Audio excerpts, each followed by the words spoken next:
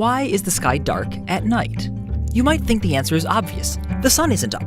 But the only reason the sky looks blue during the day is that sunlight scatters off of the atmosphere. If we didn't have an atmosphere, like on the moon, the sky would always be dark, even when the sun is shining. So let's rephrase the question. Why is space dark? I mean, space is full of stars, countless stars which are all about as bright as the sun. And in an infinite eternal universe, no matter what direction you picked, if you looked far enough in that direction, you would see a star or galaxy. So the whole sky should be as bright as the sun, night and day. And since it's not, does the darkness of the night sky mean that there's some distance away from us when stars and galaxies just stop? A boundary between something and nothing? An edge to the universe? Not exactly. All of our evidence seems to indicate that space has no edge, but the universe itself does. Not a spatial edge, but a temporal one. As far as we know, the universe had a beginning, or at least a time about 13.7 billion years ago when the universe was so small and crumpled up with itself that our standard notion of space and time breaks down.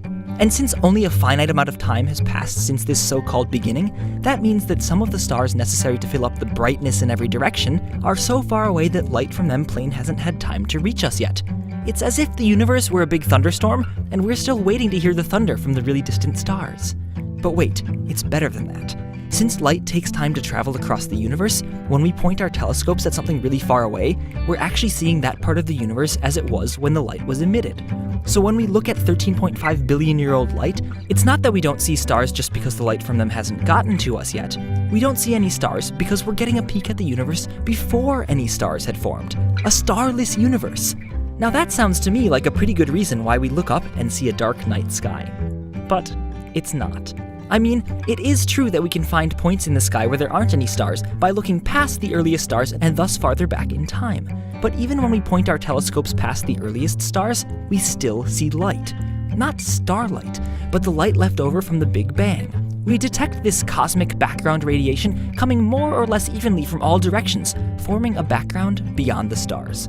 So I guess the night sky isn't actually dark to begin with. Right, so if our telescopes tell us that the night sky isn't dark, then why does it look dark? Here's a clue to the real answer. When the Hubble telescope photographed the distant stars of the astoundingly beautiful Hubble Extreme Deep Field, it took the picture using an infrared camera. Why? Well, distant stars and galaxies are moving away from us because the universe is expanding. So the same way a record slowing down lowers the pitch of my voice, the Doppler effect causes stars moving away from us to become redder.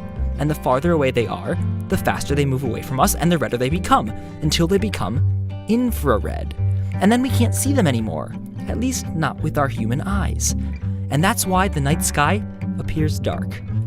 In summary, if we lived in an infinite, unchanging universe, the entire sky would be as bright as the sun. But the sky is dark at night, both because the universe had a beginning so there aren't stars in every direction, and more importantly, because the light from super distant stars, and the even more distant cosmic background radiation, gets redshifted away from the visible spectrum by the expansion of the universe.